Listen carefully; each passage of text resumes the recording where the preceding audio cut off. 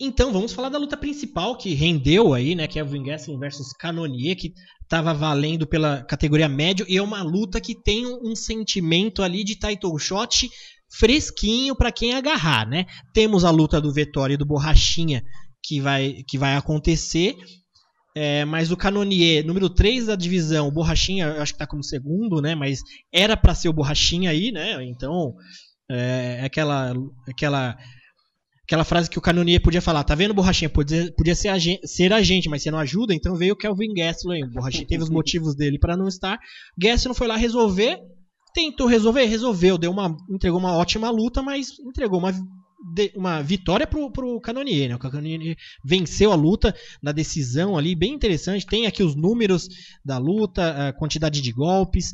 Joadson, o sentimento agora, a gente, independente de como a luta acontecer, eu tenho os números aqui, se quiser também falar um pouco da luta, mas o sentimento que deixa essa luta, Cannonier, número 3, venceu o Gastelum, tem uma luta aí já meio que em andamento do Adesanya contra o Whittaker, né, valendo o cinturão, mas se a gente imaginar o que essa luta representa para a categoria, a gente pode dizer que o Cannonier tá com um pé ali no title shot, é só esperando acontecer a luta do Vettori e do Borrachinha para ele colocar ou os dois ou tirar aquele que ele pôs?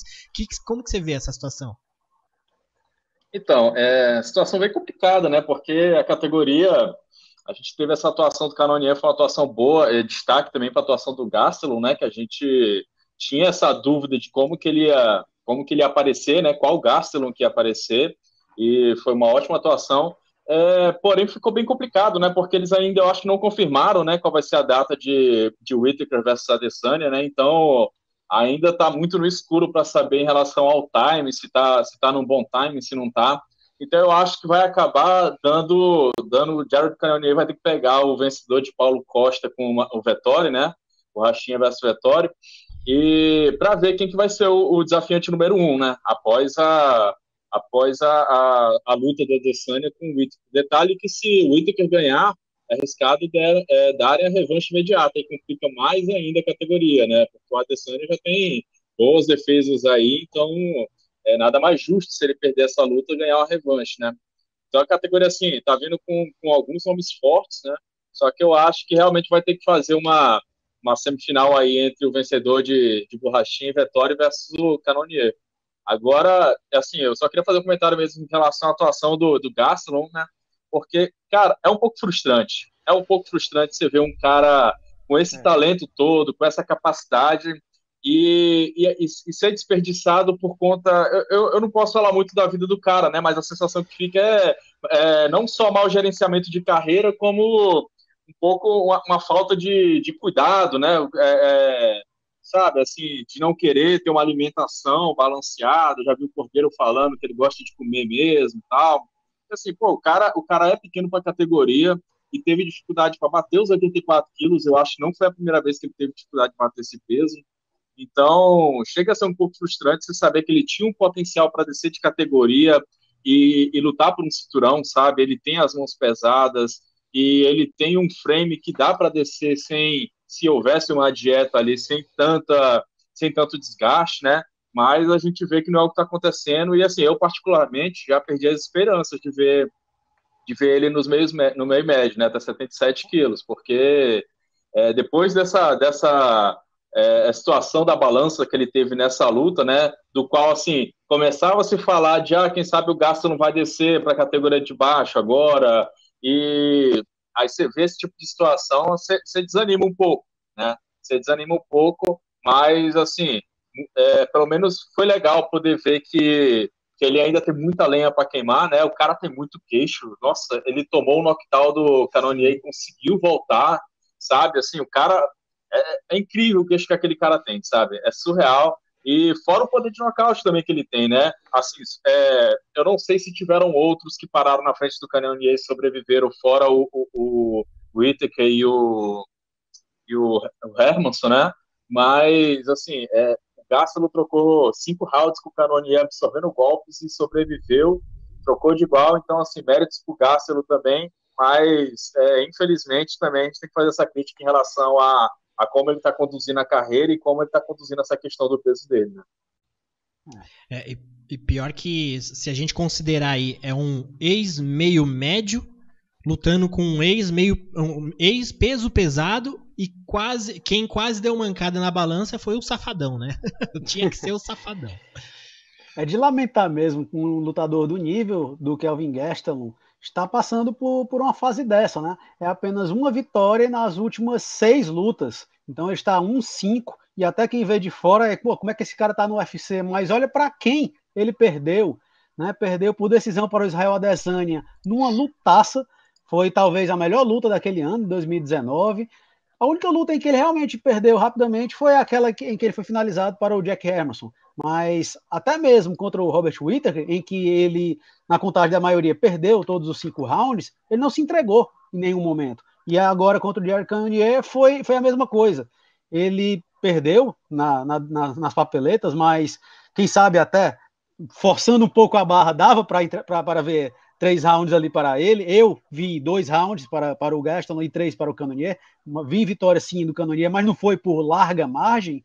Então a gente vê que um lutador como o Kelvin Gastelum, que nem está na categoria certa, ele está entregando lutas tão duras. Então se ele tivesse disciplina, né, para descer para a categoria dos meio-médios, ele poderia até fazer uma graça lá e ir mais além, mas não, eu acho que não vamos ver isso nunca mais. Kelvin Gastelum entra até 77 quilos, infelizmente, pelo motivo que ele é safado mesmo, essa é a justificativa. Sim. E então, o que nós vemos é isso, ele já bateu no teto, e até pelo nível que ele tem, e é um cara legal de se ver, as pessoas param para ver o Kelvin Gastelum. Acho que agora ele precisa um pouco de uma luta de levante, né? Um lutador menos ranqueado, quem sabe um Brett Tavares, até um Brendan Allen da vida, alguém ali para poder ele não ter esse nível de dificuldade, porque ele só pega lutador que está ali na beira de um title shot. Aí a vida não fica tão fácil não, ainda mais ele tendo a desvantagem de tamanho contra todos. Sim, pode ser um porteiro ali, né? E, Thiago, aproveitando esse tom que você tá falando aqui, o Rodrigo Mendes de Almeida perguntando aqui se você acha que corre o risco do UFC dispensar o Gastelum. Você acha que corre? Porque são 5 derrotas, né, cara? Mas ele tem nome, né? Eu acho muito pouco provável que isso aconteça. Eu diria que quase impossível, né? Justamente porque ele tem nome, é um ex-campeão do TUF, é um cara muito carismático. E é um funcionário do UFC, né? Inclusive, essas últimas 2 lutas, ele estava lá tapando buraco. Justamente do mesmo lutador, no caso, né? O Paulo Borrachinha. Porque nas lutas contra o Robert Whittaker e o Jared Cannonier, o Borrachinha seria o adversário original, mas o Safadinho levantou a mão e, peraí, né, eu vou lá, eu tô precisando dessas vitórias, pego lá, não importa o quão duro seja o adversário, eu vou lá, então... Até por ele marcar essa presença e estar salvando esses eventos, ele tem vida assegurada no UFC. Mas agora espera-se que ele faça um camping mais adequado contra um lutador um pouco abaixo desses aí. Ô Davi, e só para somar aqui, o Kelvin Gastelum também, fora o fato... todos esses fatos que o Thiago trouxe, tem outro ponto que ele mexe com um mercado já bem interessante para os Estados Unidos, que é o mercado mexicano, né? Sim. Descendente de mexicanos. Então, e outro ponto também é que ele é um cara que, assim, o cara fala português, fala espanhol, fala inglês, então ele consegue se conectar não só com o México, como com o Brasil, por exemplo. É um cara que consegue uma certa popularidade por conta disso, né? Então, acho bem difícil ele sair agora. E como o Thiago falou também, é aquele cara que está ali, é o cara da empresa, né? O cara que topa pegar qualquer parada e salvar qualquer evento, né?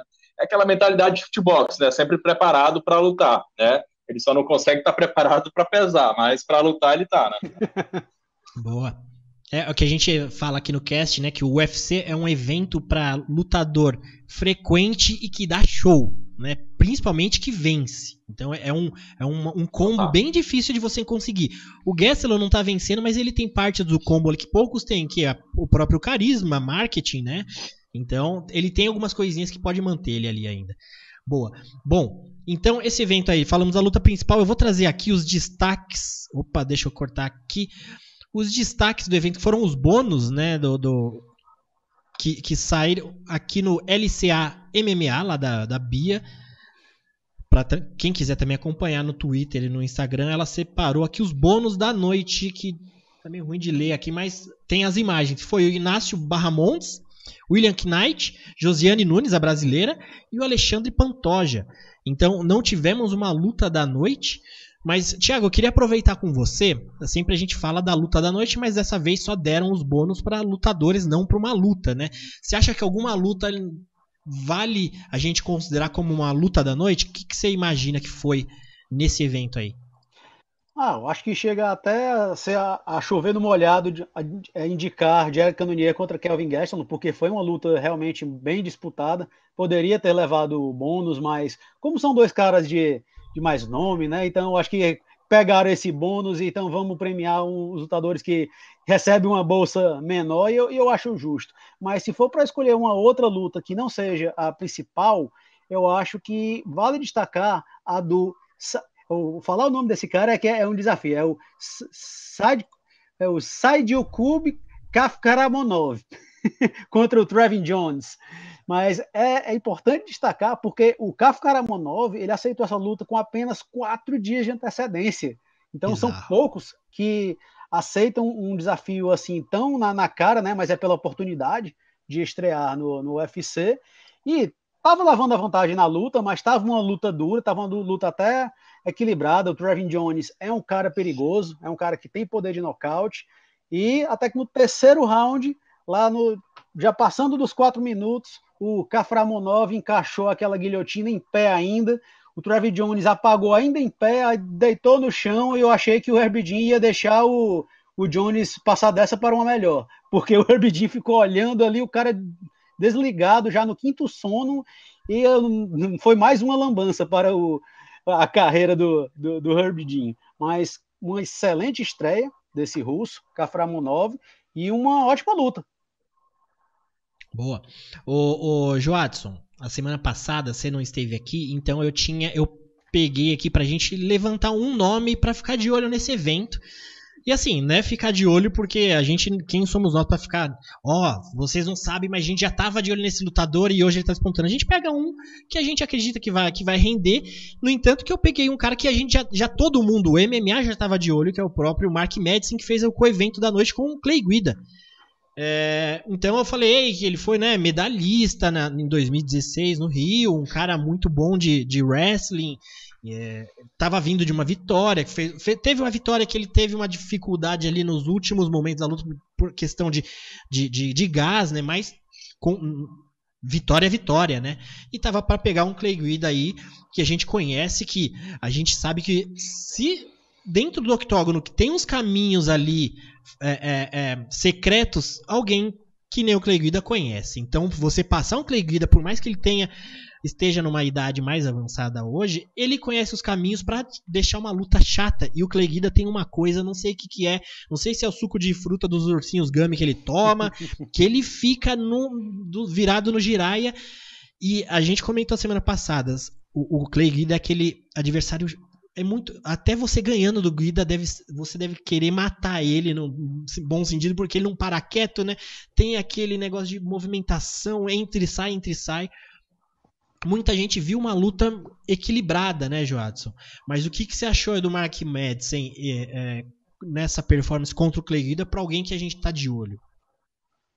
Cara, eu acho que dá para dizer também que foi outra atuação que deixou um tomzinho de frustração, né?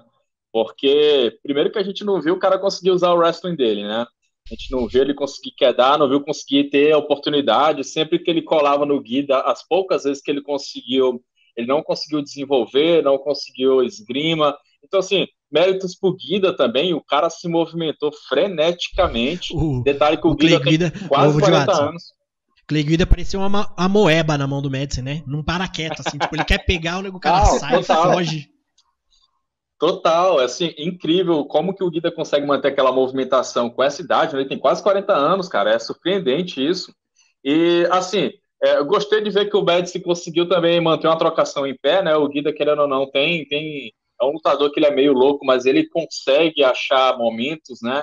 E, pô, a gente viu, o cara conseguiu criar uma estratégia de jogo do qual dificultou um wrestler olímpico a conseguir quedar, né? me deixou um pouco em dúvida em relação a se ele está preparado para conseguir utilizar o wrestling dele já um pouco no nível mais alto dentro da categoria, né? Porque, assim, o Guida já... nem sei se o Guida é ranqueado, eu acho que não, né? Mas é um cara que é duro, né? Mas ele ainda não pegou a elite, né? O Madison, então fiquei naquela dúvida se a conversão do wrestling dele realmente é eficiente. Ele teve atuações boas em lutas anteriores, mas me deixou essa dúvida também. Mas pelo menos eu vi que em pé ele conseguiu desenvolver também, né? Tá tendo uma certa evolução, tá conseguindo se defender em pé também, né? Tá conseguindo achar bons momentos. Tanto que ele fez uma luta parelha com o Guida em pé, conseguiu conectar bons jabs, né? E conseguiu pontuar mais, né? Na visão dos juízes. Então, assim, teve essa vitória, mas eu acho que ficou aquele gostinho de... aquele copo meio vazio, né? Quanto à atuação dele. Engraçado, quando essa luta foi casada, né, Clay Guida e Mark Madison, eu me incluo nessa, e muitos pensaram que porque é quase um mismatch. É a luta. Sim, eu também achei estranho. Essa é a luta para o Mark Madison passear, porque ele quem está com hype, ele que está crescendo. Engraçado que estão trabalhando o Mark Madison até como se ele fosse uma jovem promessa, né? Mas ele tem 36 anos. Exato. Porém, ele é novo no MMA. Por mais que ele tenha estreado no MMA lá em 2013, ele fez uma luta em 2013, 2014, ele foi se dedicar mesmo no MMA de 2018 para cá. Então, ele está mais fresco, né, nesse esporte, né? Ele levou menos pancada na cabeça, então dá para imaginar que ele pode ter uma vida mais longa, né? Ele ainda não pegou ainda adversários de nível mais alto, né? No UFC ele havia vencido o Danilo Beluardo, o Austin Hulbert, e o Clay Guida é aquele veterano, o cara conhecido, que ele teria para adicionar no cartel e, quem sabe, né, já almejar ranking e coisas do tipo. Mas não foi nada fácil o Clay Guida. Rapaz, para quem faz esportes de alta intensidade, você imaginar o cara passar 15 minutos pulando daquele jeito, girando e levando pancada na cara e continuando andando para frente como o Guida, nossa, aquilo ali é surreal. Então, mas só que muitos golpes do Guida também passam no vazio, né? E isso pode enganar alguns juízes. O Mark Madison lutou mais plantadão lá, mas eu acho que ele conectou mais golpes. Eu vi apenas o primeiro round para o Clay Guida, vi o segundo e o terceiro para o Madison. Mas foi uma luta que, na visão de outros juízes, poderia sim ter ido para o Guida. Dá para enganar esse jogo frenético do Clay Guida. Então, como o Joadson falou, né? Legal ver o Mark Madison evoluindo na trocação, né? Ele segurou legal, mas não sei se com esse jogo aí vai dar para imaginar ele saindo na mão contra outros adversários mais jovens até. Boa, tem que ter mais alguns ajustes aí. Tá próximo, né? Dando uma luta justa pro Clay Guida, mostra que tá próximo, mas ainda faltam uns degrauzinhos ali para dar uma subida. Bom, desse evento ainda, comentando do pessoal que teve que recebeu o bônus, teve a luta do Pantoja versus Brandon Royval, uma luta bem bacana, também muito técnica. Quem não assistiu o evento ainda, vai atrás dessas que a gente tá falando, a luta principal, essa do Clay Guida, essa que o Thiagão também destacou do Trevin Jones, do Said Kakramonov, difícil esses nomes. Kaframonov.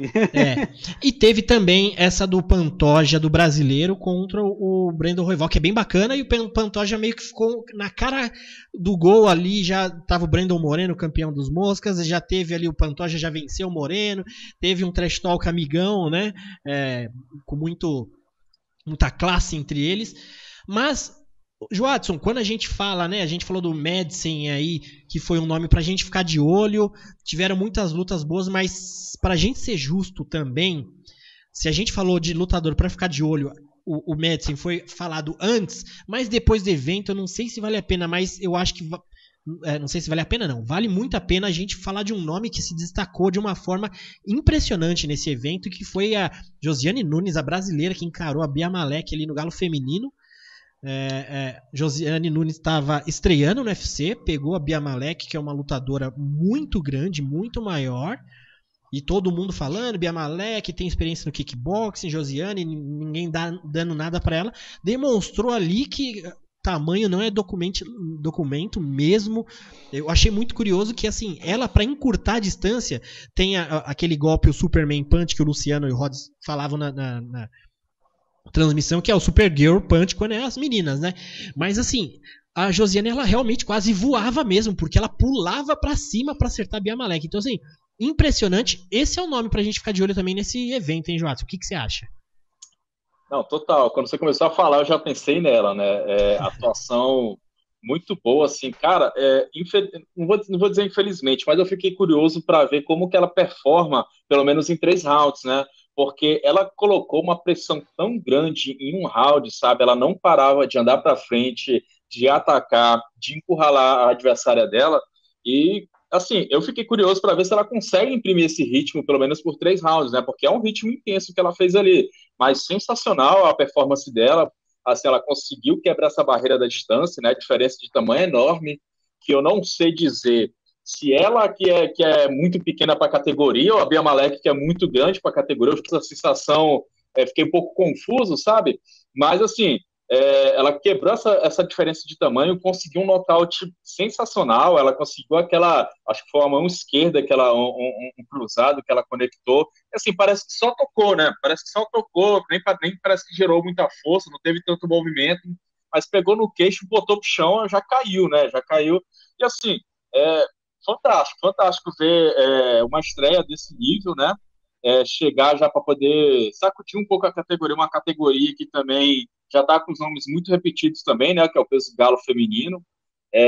Ainda tenho dúvidas em relação ao tamanho dela, tenho que depois dar uma olhada nas medidas dela ali, a altura, a envergadura, mas já deu para ver que poder de nocaute para essa categoria ela tem, né? Então ela pode ser problema para algumas garotas ali também.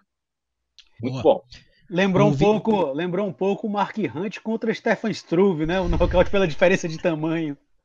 Sim, muito. Total. O Joato, você falou que fica na dúvida do tamanho, realmente, né? A gente fica na dúvida, mas pelo menos um teste ela já passou, que a Bia Malek é bem grande também, né? Então já teve um teste. Total. Passou aí. Bom, o Augusto César no chat é que tá falando, a Bia Malek parecia que entrava em pânico quando tocada. A Bia Malek também tem esse estilão, né? Ela gosta de defender com a cara, né? Ela adora receber golpe.